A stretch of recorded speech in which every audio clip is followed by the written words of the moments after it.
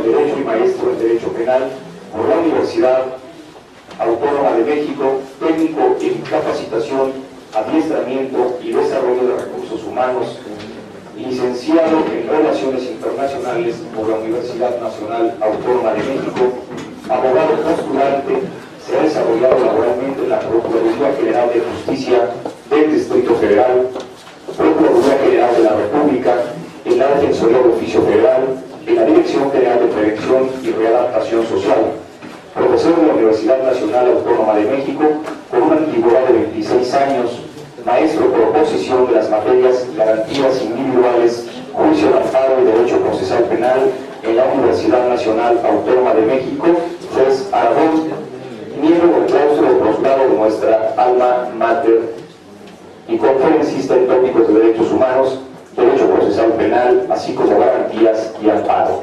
El maestro Juan Jesús Juárez Rojas obtuvo la medalla Gabino Barrera y la medalla al mérito universitario por la Universidad Nacional Autónoma de México. Maestro Gabriel Sarmiento Robles, distinguidos conferencistas, doctor Bernabé Luna Ramos, Simón Pablo Herrera Bazán, maestrantes y doctorandos en Derecho, compañeros que ahora nos acompañan en las salas virtuales, amigos todos, para mí es motivo de júbilo estar frente a ustedes para efecto de entablar una breve charla que nos conduzca por el camino de los derechos públicos subjetivos y particularmente los que se vinculan con los del ofendido, la víctima del delito. Es motivo para mí el día de hoy, a través de este evento académico, celebrar el natalicio de una figura tan importante para nosotros como lo es mi queridísimo maestro Sarmiento. Para él, mi cariño. Hagamos a un lado sentimentalismos.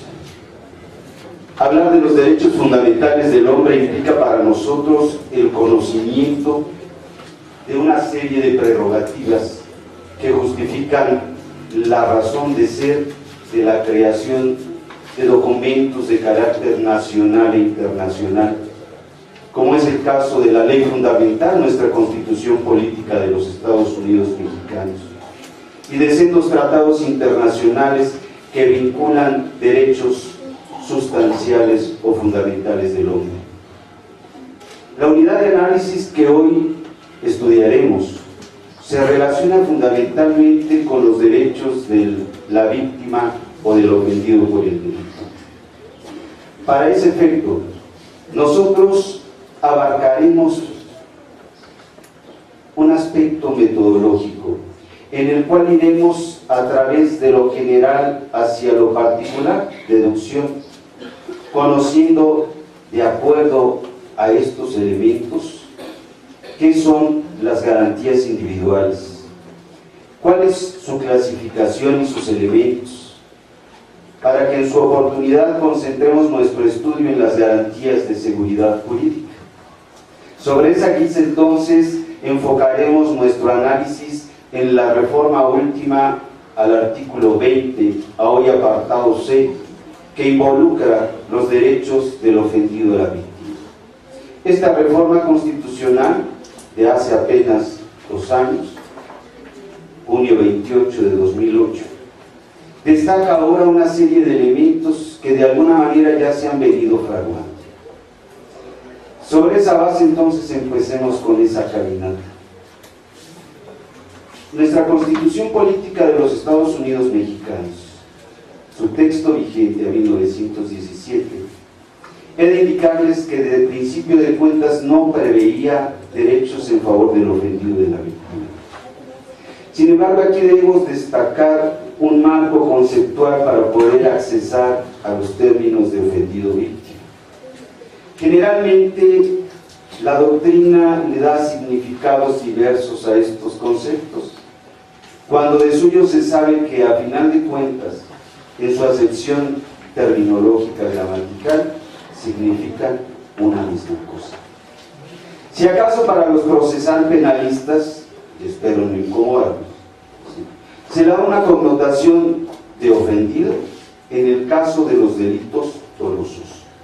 Y en tratándose de los delitos culposos podemos destacar que se trata de una víctima.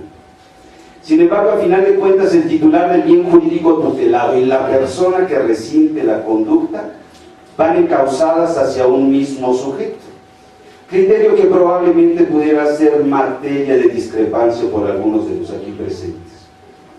Sin embargo, una vez aclarado el punto y ampliado posteriormente gracias a sus comentarios o preguntas, pasaremos de nueva cuenta entonces a analizar qué es esa garantía individual o derecho público subjetivo.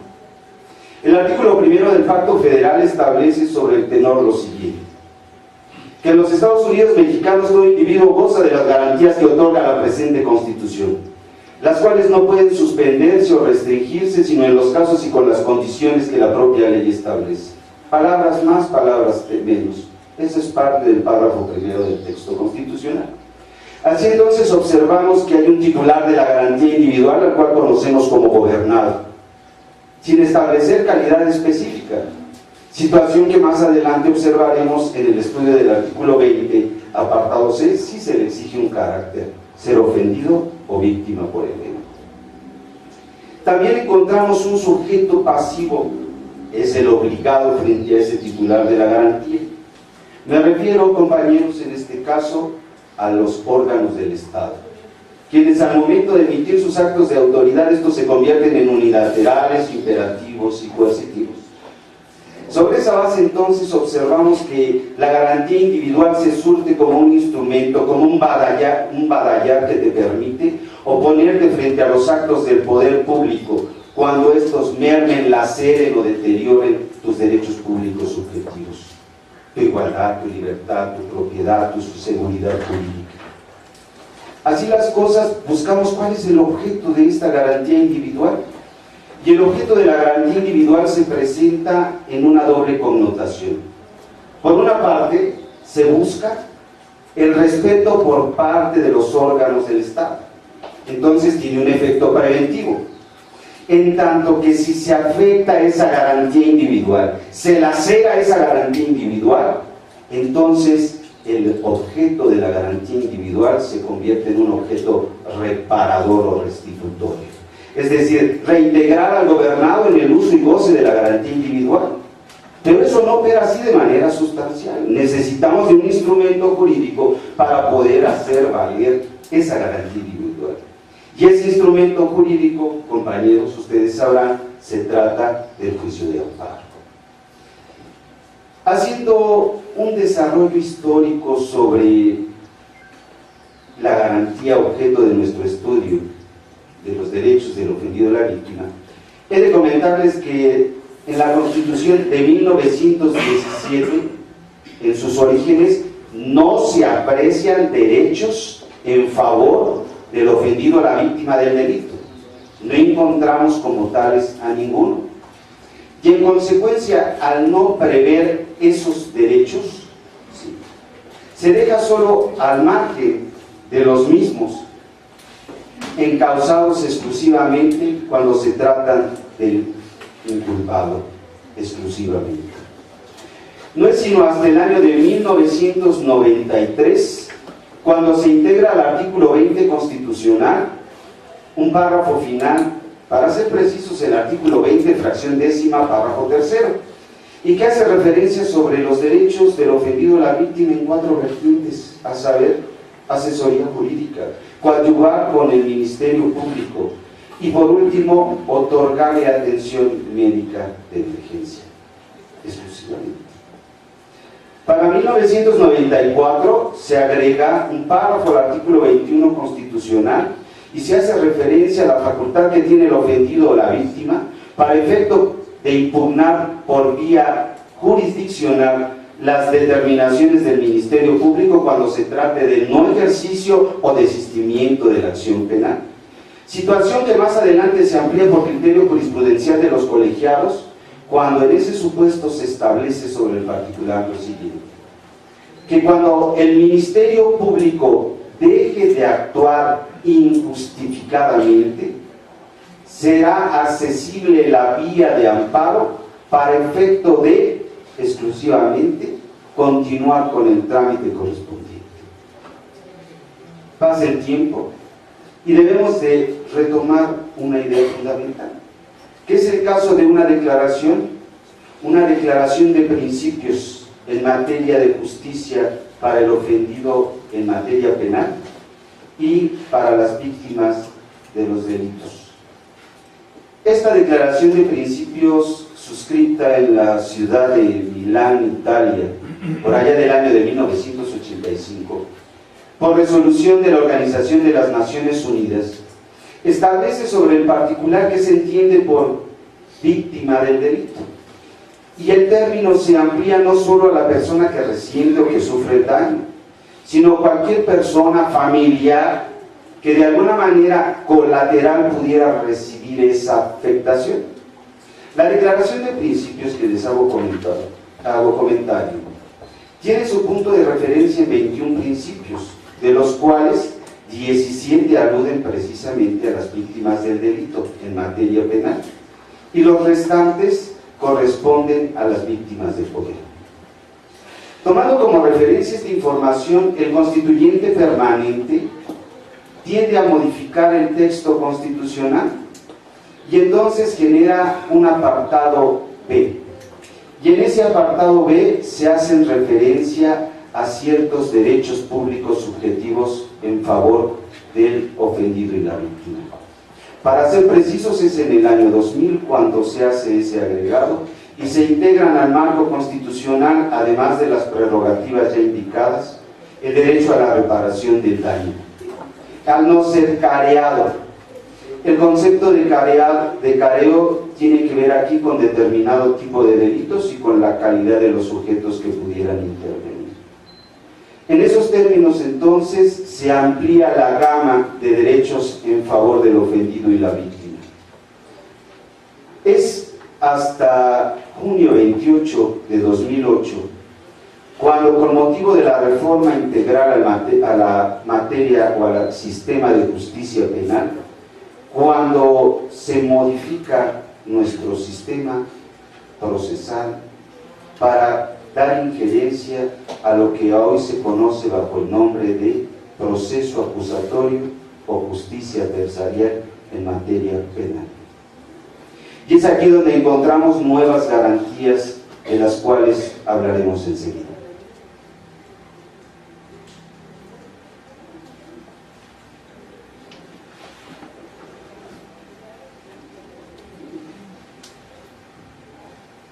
Ser informado de sus derechos.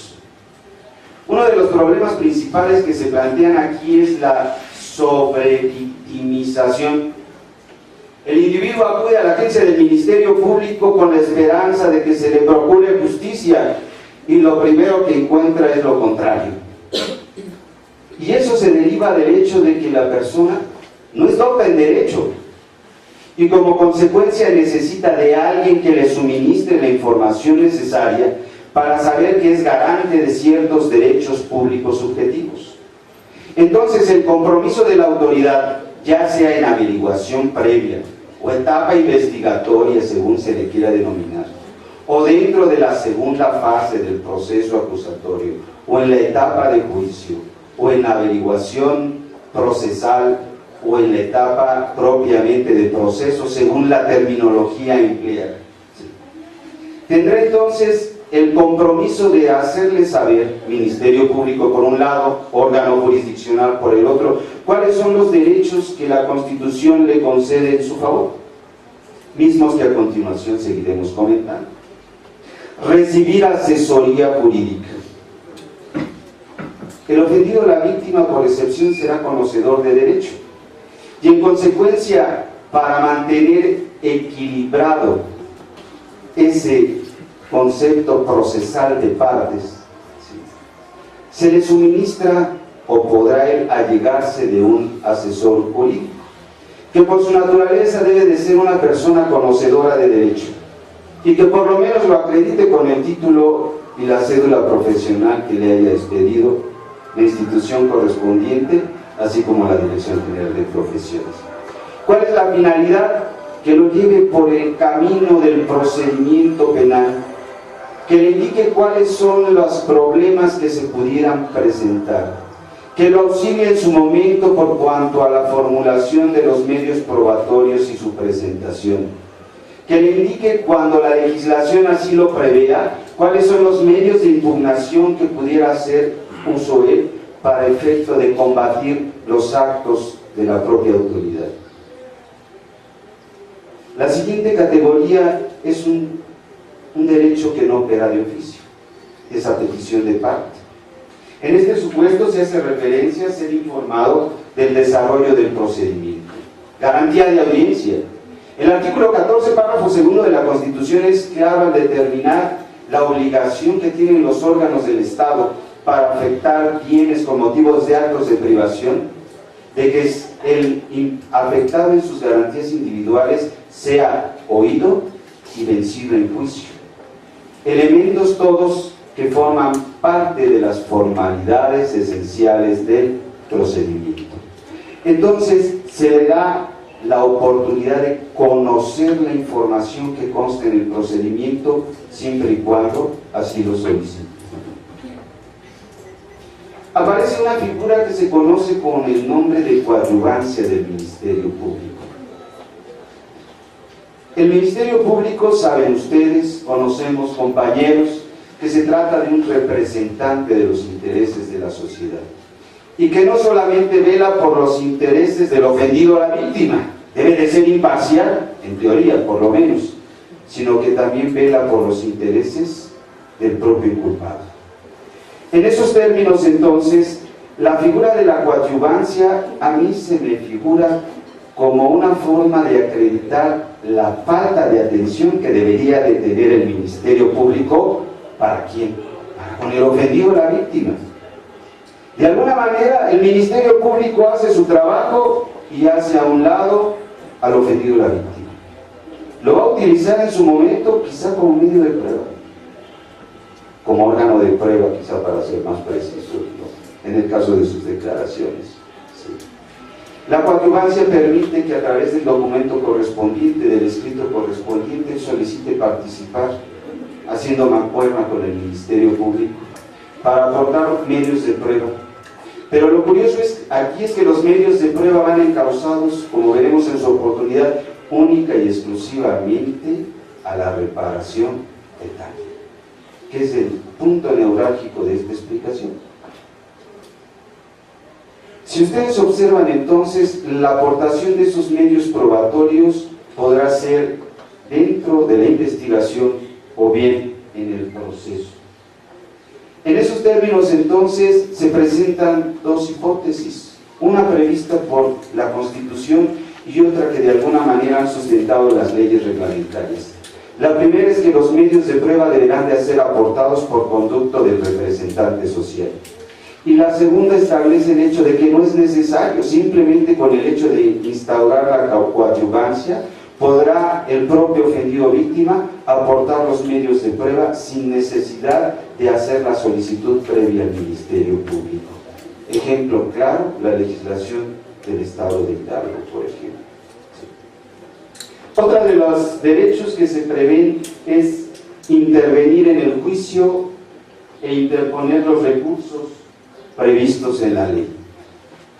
Uno de los problemas que se presentaban tiempo atrás era el hecho de que el ofendido o la víctima no tenía gran participación dentro del procedimiento penal. Su participación se encontraba constreñida, restringida a las determinaciones del Ministerio Público. De esta suerte, entonces, en realidad, si estudiáramos el concepto de partes dentro del procedimiento penal, en su oportunidad tuvo el carácter de parte secundaria, ya que en realidad toda la función la realizaba el representante social.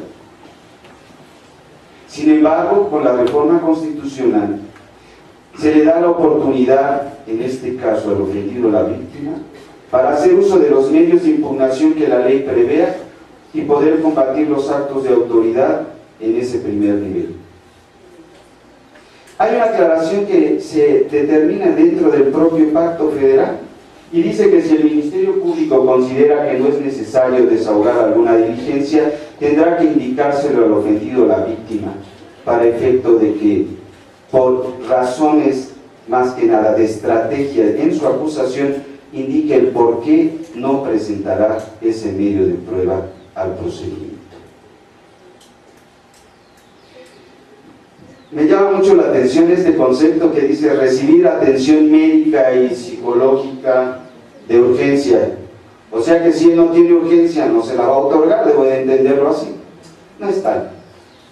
Las instituciones encargadas de la procuración de justicia, por ejemplo, en el caso del Distrito Federal, el Centro de Atención de Víctimas del Delito, CAVI por sus siglas, brinda atención médica o bien psicológica a las víctimas de delito. Y de alguna manera tiene como finalidad la de minimizar el impacto que recibe la víctima con motivo de esa conducta desplegada por el sujeto. Viene el tema que nos interesa, el centro neurálgico de este comentario, que se le repare el daño, la reparación del daño. Y dice aquí que el Ministerio Público lo debe solicitar, pero también ahora se queda expedita la vía para que el ofendido, la víctima, la pida. Debemos aclarar de que, como parte del ejercicio de la acción penal, la reparación del daño, cuando es exigible del delincuente, tiene el carácter de pena pública y específicamente de pena pecuniaria, multa, reparación del daño. En cambio, cuando se exige de un tercero, tiene el carácter de responsabilidad civil y se exige de manera incidental dentro del procedimiento penal. Pero a diferencia de otros incidentes que se resuelven sí por cuerda separada, ya sea por una sentencia interlocutoria en algunas legislaciones o por un auto, resulta ser que para efecto de establecer una sentencia en la que se haya hecho uso del incidente de esta responsabilidad civil exigible a tercero solidario, es necesario que la sentencia sea de condena. Si no hay sentencia de condena, el juez no está obligado en todo caso a resolver sobre el monto de la reparación del daño. Pero yo me pregunto, ¿y de qué me sirve a mí, ofendido víctima, establecer o presentar los medios de prueba, los medios de convicción necesarios para efecto de cuantificar debidamente la reparación del daño, si a final de cuentas, por una inadecuada estrategia de la parte acusadora, llegamos a una sentencia absolutoria? Nos cuestionamos, ¿por qué no solamente dejar que el ofendido, la víctima, participe como parte activa dentro del procedimiento? Y no solamente se restrinja su esfera de acción a determinar o cuantificar la reparación del daño. Dice también la garantía individual que el juez no puede absolver al sentenciado de declarar sobre la reparación del daño si hay una sentencia. Y la ley establecerá los procedimientos ágiles, la forma en que se va a llevar a cabo esta reparación del daño. Tendremos que esperar que la legislación secundaria, los códigos de procedimientos penales establezcan cuáles van a ser los mecanismos para llegar a este propósito.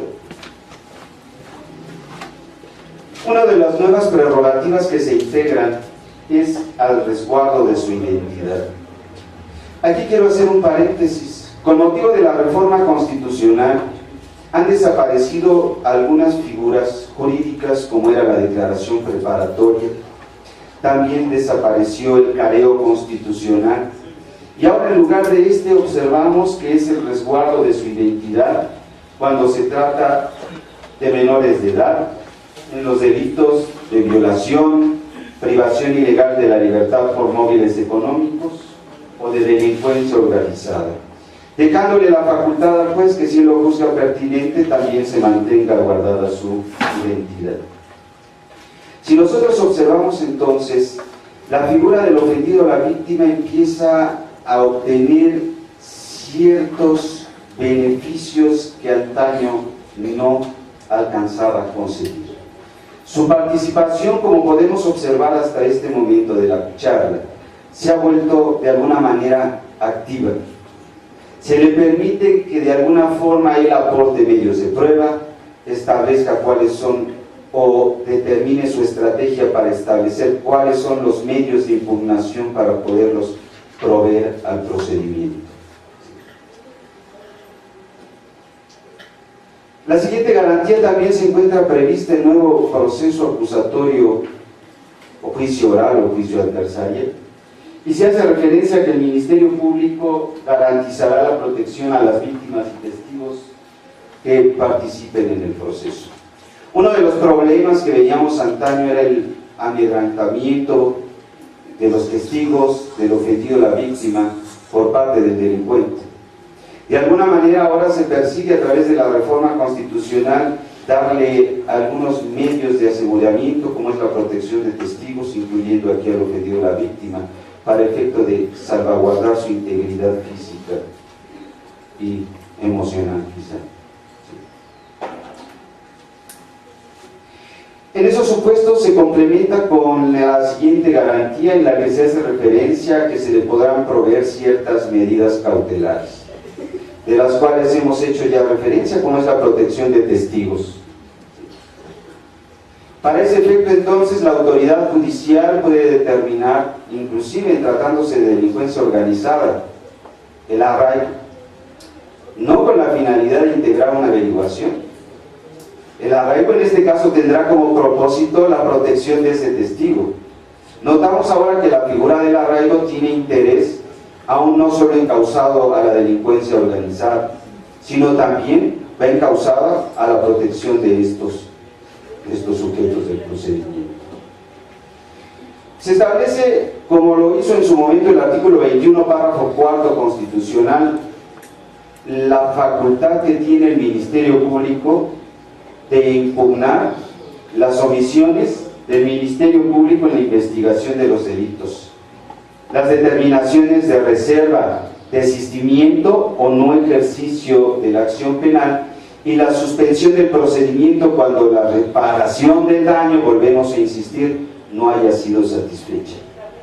Sabemos nosotros que con motivo de la reforma que les he comentado, el artículo 21, párrafo 4 de 1994, se establecía la facultad que tiene el ofendido, la víctima, para poder acudir en todo caso al juicio de amparo, atento a lo previsto por el artículo 10, fracción 3 de la Ley de Amparo y su correlativo en el 114 también, fracción 7 de la propia Ley de Amparo, que hace referencia a la procedencia del juicio de amparo indirecto y otorga y capacita al ofendido, la víctima, para poder acudir al juicio constitucional. Hay un tema de interés que quizás nos pudiera llamar la atención, que es el caso de la suspensión del procedimiento. Con motivo de la reforma constitucional, a hoy día se presenta el caso en el cual se puede llegar a la solución alternativa de controversias. Es el caso inclusive de la modificación, o mejor dicho, de la adición al artículo 21 constitucional en su párrafo segundo, parte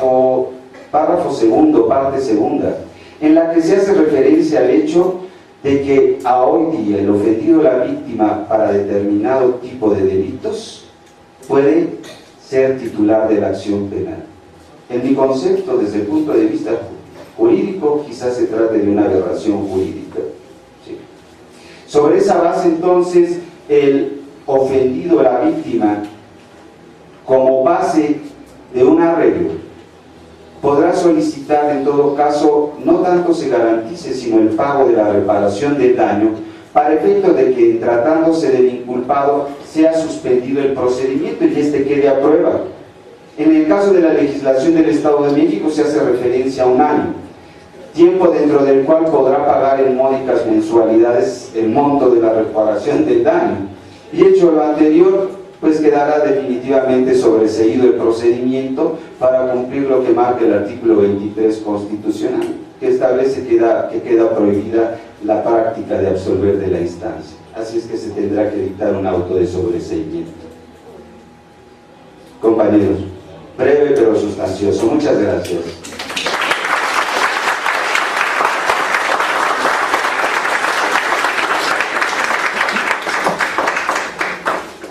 Le robo el uso de la palabra. Antes de concluir con mi participación, esos aplausos inmerecidos, quisiera que los tornáramos ahora para mi gran amigo, el maestro Sarmiento Rojas. Por favor, un aplauso para él.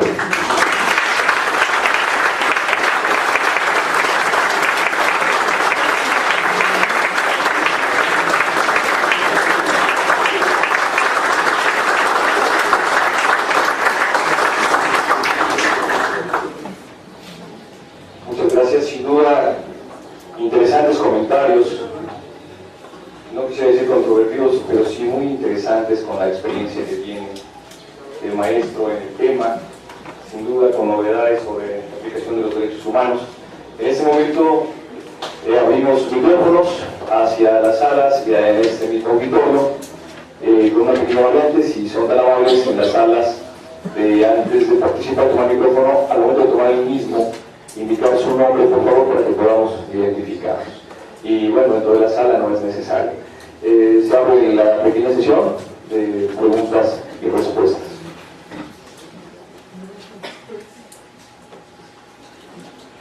Mi pregunta respecto a, usted comentaba la reparación del daño.